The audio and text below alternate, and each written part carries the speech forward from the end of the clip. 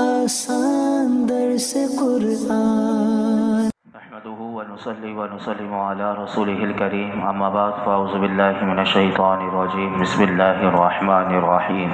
من ذا الذي يقرض الله قرضا حسنا فيضاعفه له وله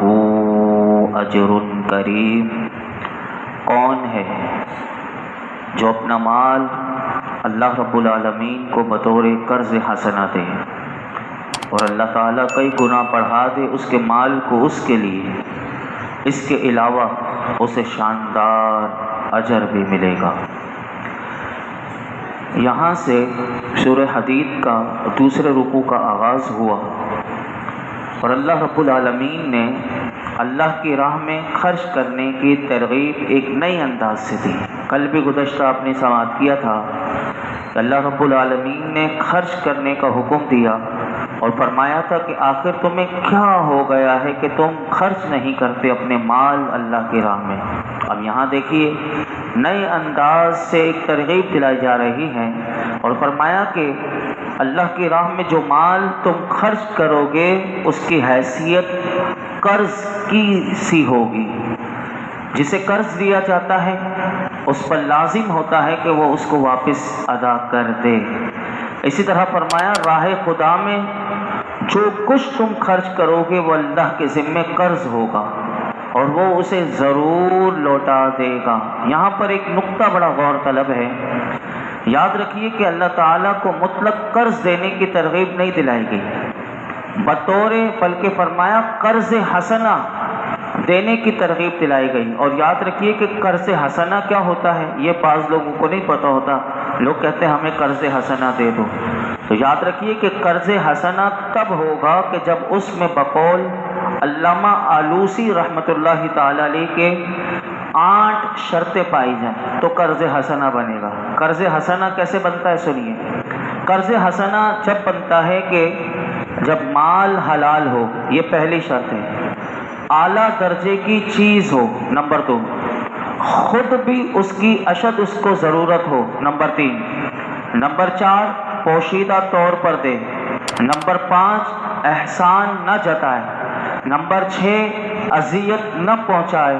اور نمبر 7 مقصد اللہ کی رضا ہو، اور نمبر 8 جتنا بھی خرچ کرے اسے تھوڑا خیال کرے۔ یہ ہے قرض حسنہ، یعنی جو اللہ رب العالمین نے اپنے بندوں سے کہا کہ اللہ کو قرض حسنہ دو، تو جب اس میں یہ 8 شرطیں پائی جائیں تو گویا کہ اس نے اللہ کو قرض حسنہ دیا۔ تو آپ اندازہ لگائیے کہ جب صحابہ کرام رضوان اللہ تعالی علیہ مجمعین کے سامنے ان آیات کو میرے آقا علیہ الصلوۃ والسلام نے سنایا تو صحابہ کرام پر کیا اثر ہوتا تھا، اس کی ایک جھلک میں آپ کو دکھاتا ہوں کہ سنیے۔ حدیث پاک میں آتا ہے کہ جب یہ والی آیت کریمہ سورہ حدید کی آیت نمبر 11 نازل ہوئی تو حضرت ابو طحطہ، یہ حضور کے ایک صحابی ہیں، ان کے پاس ایک باغ تھا کہ جس میں 600 کھجوروں کے باغ تھے اور کھجور کے درخت تھے 600 کھجور کے، اور اتنا زبردست یہ باغ تھا کہ حضرت ابو طحطہ ان کے بیوی بچے وہیں رہتے تھے۔ اب جی آیت کریمہ نازل ہوئی اور حضرت ابو طحطہ کو پتہ چلا کہ اللہ رب العالمین ہم سے قرض حسنہ مانگ رہا ہے اور فرمایا کہ جو اللہ کی راہ میں دے گا اسے اللہ کئی گنا بڑھا کر دے گا اور اس کے مال کے علاوہ اس کو کل قیامت کے دن شاندار اجر بھی ملے گا۔ تو حضرت ابو طحطہ رضی اللہ تعالیٰ عنہ حضور کی بارگاہ میں آئے اور عرض کرنے لگے کہ یا رسول اللہ صلی اللہ علیہ وسلم، کیا اللہ تعالی ہم سے قرض مانگتا ہے؟ میرے آقا علیہ الصلوۃ والسلام نے ارشاد فرمایا ہاں۔ وہ بولے حضور آپ اپنا دست مبارک مجھے دیجیے، تو میرے آقا علیہ الصلوۃ والسلام نے اپنا دست اقدس آگے کیا تو انہوں نے حضور کا ہاتھ پکڑ کر گزارش کی کہ میرے پاس جو باغ ہے میں نے وہ اللہ تعالیٰ کو قرض دیا، اور اس باغ میں کھجور کے 600 درخت تھے، اور راوی کہتے ہیں اس میں ان کے بیوی اور بچے رہائش پذیر تھے۔ حضرت ابو طحطہ اپنے باغ کی طرف آئے اور باغ کے اندر بھی نہیں گئے بلکہ باغ کے باہر ہی کھڑے ہو کر اپنی بیوی کو آواز لگانے لگے، اے ام طحطہ۔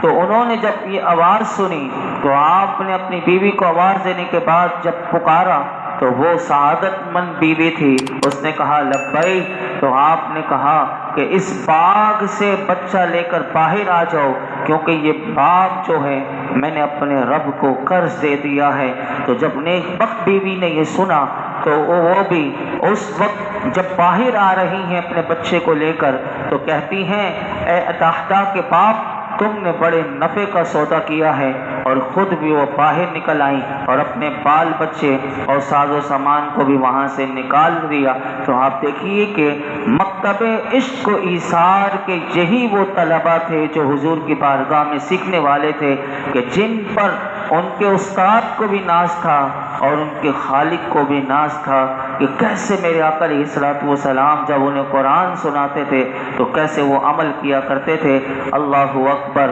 یہی وہ کارنامے تھے کہ جس کی باعث انسانیت کا جو سر ہے وہ آج بھی اونچا ہے۔ اللہ تعالیٰ ارشاد فرماتا ہے کہ تم جو کچھ بھی اللہ کی راہ میں خرچ کرو گے، اے لوگوں سن لو، صرف یہ نہیں کہ جتنا دیا اللہ اتنا ہی واپس دے گا، بلکہ فرمایا کہ اس کا بدلہ 10 سے لے کر 700 گناہ تک ملے گا، بلکہ اس کے علاوہ بھی اللہ جتنا چاہے بڑھا دے گا۔ اور سنو، اس کے علاوہ اللہ تعالیٰ تمہیں شاندار اجر بھی قیامت کے دن دوسرا بھی عطا فرمائے گا۔ آگے سنیے اللہ رب العالمین کیا ارشاد فرماتا ہے۔ فرمایا یوم تری المؤمنین والمؤمنات یسعی نورهم بین ایدیہم وبایمانہم بشراکم اليوم جنات تجری من تحتها الانہار خالدین فیہا ذالک هو الفوز العظیم۔ جس روز آپ دیکھیں گے مومن مردوں اور مومن عورتوں کو کہ ان کا نور وہ چمک رہا ہوگا، ان کا نور جو ہے وہ ان کے آگے اور ان کے پیچھے، ان کے فرمایا کہ ان کا نور ان کے آگے بھی اور ان کے دائیں جانب بھی ان کو روشن کر رہا ہوگا۔ تو فرمایا کہ مومنوں تمہیں مژدہ ہو آج ان باغوں کا کہ جن باغوں میں بہہ رہی ہیں جن کے نیچے نہریں، اور فرمایا تم ہمیشہ وہاں رہو گے، اور یہ وہ عظیم الشان کامیابی ہے۔ اللہ رب العالمین نے اس آیت کریمہ میں جب انسان اس دنیا سے رخصت ہو جائے گا اور قبر والی زندگی جب ختم ہوگی تو فرمایا اہل ایمان جب قبروں سے نکل کر حشر کے میدان کی طرف تشریف لائیں گے تو فرمایا ان کی عجیب شان ہوگی کہ ان کے آگے بھی نور ہوگا اور ان کے دائیں جانب بھی نور ہوگا۔ فرمایا کہ یہ نور ہر شخص کی قوت ایمان اور اعمال حسنہ کے مطابق ہوگا۔ اس دنیا میں جس قدر جس نے ایمان کی پختگی کا فرمایا کہ مظاہرہ کیا ہوگا، جس قدر اس نے دنیا میں رہتے ہوئے نیکیاں کی ہوں گی، اسی کی نسبت سے اس کا نور جو ہے وہ قیامت کے دن روشن ہوگا۔ حدیث پاک میں آتا ہے کہ میرے آقا علیہ الصلوۃ والسلام نے ارشاد فرمایا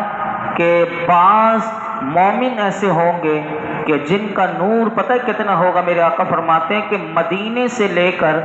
عدن وہاں جو علاقہ ہے تو فرمایا کہ اس کے درمیان جتنی مسافت ہے، فرمایا کہ اتنا طویل جو مسافت ہے وہ اتنا نور ان کا جگمگ جگمگ کر رہا ہوگا۔ اور بعض کے نور مدینے اور صنعاء کا درمیانی علاقہ جتنا ہے یعنی جس سے روشن ہو جائے، فرمایا اتنا ان کا روشن ہوگا۔ بعض کا نور اس سے کم ہوگا اور بعض کے نور سے صرف ان کے قدم رکھنے کی جگہ جو ہے وہ روشن ہوگا۔ آیت میں جو یہ کہا گیا کہ ان کے آگے اور دائیں طرف نور ہوگا، تو آیت کا علماء کہتے ہیں یہ مطلب نہیں کہ اب بائیں طرف اور ان کے پیچھے کا اندھیرا ہوگا، بلکہ مقصد یہ ہے کہ نور تو ان کے آگے اور دائیں طرف ہوگا لیکن اس کی روشنی جو ہے وہ چاروں طرف ہوگی۔ یعنی قیامت کے دن اللہ رب العالمین، کیونکہ قیامت کے دن تو سورج بھی نہیں ہوگا تو اس وقت اندھیروں میں کون سا نور کام آئے گا، تو یہ ایمان کا نور، نیکیوں والا نور جو ہے یہ قیامت کے دن اللہ رب العالمین دکھائے گا انسان کو۔ اور حضرت ابو درداء اور حضرت ابو ذر رضی اللہ تعالی عنہما روایت کرتے ہیں کہ نبی کریم صلی اللہ علیہ وسلم نے ارشاد فرمایا روز قیامت سب سے پہلے مجھے سجدہ کرنے کی اجازت دی جائے گی اور سب سے پہلے میں ہی مجھے ہی سجدے سے سر اٹھانے کا اذن ملے گا، میں آگے پیچھے دائیں بائیں دیکھوں گا اور ساری امتوں سے اپنی امت کو پہچان لوں گا۔ تو ایک صحابی تھے، انہوں نے عرض کی یا رسول اللہ، اے اللہ کے نبی، اس امتوں کے یعنی جتنے نبی آئے ان ساری امتیں ہوں گی، ان امتوں کے اس ہجوم میں حضور اپنی امت کو کیسے پہچانیں گے؟ تو اب دیکھیے میرے آقا علیہ الصلوۃ والسلام اپنی امت کو قیامت کے دن کیسے پہچانیں گے، اس کی پہچان حضور نے کیا بتائی؟ فرمایا کہ میں ان کو پہچان لوں گا ان کے ہاتھ اور پاؤں کے وضو کے اثر سے، یعنی دنیا میں جو انہوں نے وضو کیا ہوگا، ہاتھ پاؤں دھوئے ہوں گے، تو فرمایا کہ میں ان کو پہچان لوں گا ان کے ہاتھ اور پاؤں کے وضو کے اثر سے کہ وہ چمک رہے ہوں گے۔ یعنی قیامت کے دن یہ وضو کرنا جو ہے، یہ چہرہ دھونا، ہاتھ دھونا، پاؤں دھونا، میرے آقا فرماتے ہیں کہ یہ جگمگ روشنی مار رہے ہوں گے اور اس سے میں پہچان لوں گا۔ اور فرمایا کہ یہ چیز کسی دوسری امت میں نہ پائی جائے گی، یعنی یہ حضور کی امت میں خاص ہوگا، یہ بھی بتا دیا۔ اور فرمایا کہ میں انہیں پہچان لوں گا کیونکہ ان کے نامہ اعمال ان کے دائیں ہاتھ میں دیے جائیں گے، اور میں ان کو اس نشانی سے پہچان لوں گا کہ جو ان کے چہروں میں ہوگی، میں انہیں اس نور سے پہچان لوں گا کہ جو ان کے سامنے دو فشانی کر رہا ہوگا کہ وہ روشن ہوگا۔ اللہ تعالیٰ اپنے محبوب علیہ الصلوۃ والسلام کے طفیل ہم غریبوں پر بھی کل قیامت کے دن یہ کرم فرمائے کہ اللہ ہمیں بھی اپنے حبیب کے صدقے نور عطا فرمائے۔ پھر آگے ارشاد فرمایا یوم یقول المنافقون والمنافقات للذین آمنوا انظرونا نقتبس من نورکم قیل ارجعوا وراءکم فالتمسوا نورا فضرب بینہم بسور لہ باب باطنہ فیہ الرحمۃ وظاہرہ من قبلہ العذاب۔ اور فرمایا اس روز کو کہیں گے منافق مرد اور منافق عورتیں ایمان والوں سے، اے نیک بختوں ذرا ہمارا بھی تو انتظار کرو کہ ہم بھی روشنی حاصل کر لیں تمہارے نور سے۔ انہیں کہا جائے گا پیچھے لوٹ جاؤ پیچھے کی طرف اور وہاں نور تلاش کرو۔ پس کھڑی کر دی جائے گی ان کے اور اہل ایمان کے درمیان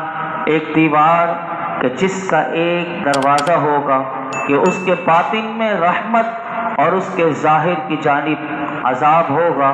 اللہ اکبر۔ اس آیت کریمہ کی تشریح میں انشاءاللہ کل آپ کے سامنے عرض کروں گا۔ جو گزشتہ آیت میں نے پڑھی اس کے بارے میں ایک اور حدیث پاک بیان کر کے میں اپنی گفتگو سمیٹتا ہوں کہ حضرت عبداللہ بن مسعود رضی اللہ تعالیٰ عنہ کے اس فرمان کے مطابق کہ یسعی نورہم بین ایدیہم کے بارے میں حضرت عبداللہ بن مسعود فرماتے ہیں کہ ایمان والوں کو ان کے ایمان کے مطابق نور دیا جائے گا کہ جس کی روشنی میں، اب دیکھیے پل صراط بھی تو پار کرنا ہے، تو پل صراط پر بھی تو اندھیرا ہوگا، تو حضرت عبداللہ بن مسعود فرماتے ہیں کہ یہ وہ ایمان کی روشنی ہوگی کہ جس پر وہ پل صراط کو بھی پار کریں گے، حتیٰ کہ ان میں سے بعض مومن ایسے ہوں گے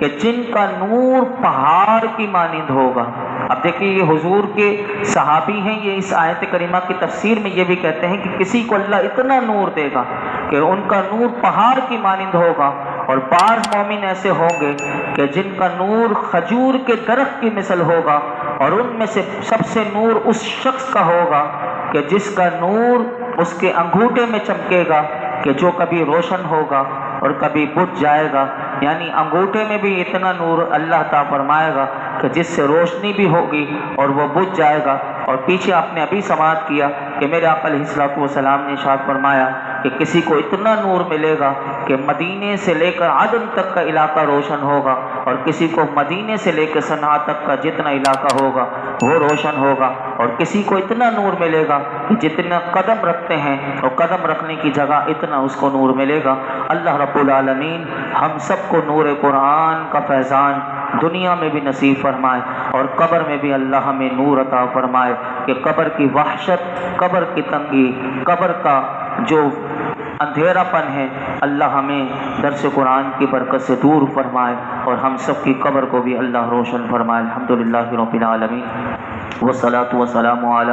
سید الانبیاء والمرسلین وعلی آلہ واصحابہ اجمعین۔ یا اللہ پاک جو کچھ ہم نے سنا اس میں کوئی غلطی کوتاہی ہو معاف فرما، اپنی بارگاہ میں قبول فرما، ہمارے لیے سیکھنا سکھانا سمجھنا سمجھانا آسان فرما، غور و فکر کی توفیق عطا فرما، قرآن حکیم کا فیضان عطا فرما۔ یا رب العالمین ہمارے تمام صغیرہ کبیرہ گناہ معاف فرما، ہمارے ماں باپ کی ساری امت مسلمہ کے بے حساب مغفرت فرما۔ یا رب العالمین یا ارحم الراحمین ہم سب کو اعمال صالحہ کی توفیق عطا فرما، کثرت سے نیکیاں کرنے والا بنا، گناہ کرنا ہمارے لیے بے حد مشکل بنا، گناہوں سے نفرت عطا فرما، اپنی رضا کی دولت عطا فرما۔ آج تک جتنے دعائیں کی ہیں آئندہ کریں گے سب دعاؤں کو قبول فرما۔ ہم میں جو پریشان ہے اللہ اس کی پریشانی دور فرما، ہمارے رزق دسترخوان کو وسیع فرما، حلال طیب مبارک آسان روزی عطا فرما، ہماری پریشانیاں بیماریاں دکھ تکلیف دور فرما۔ وصلی اللہ تعالی علی خیر خلقہ محمد وعلی آلہ وصحبہ اجمعین۔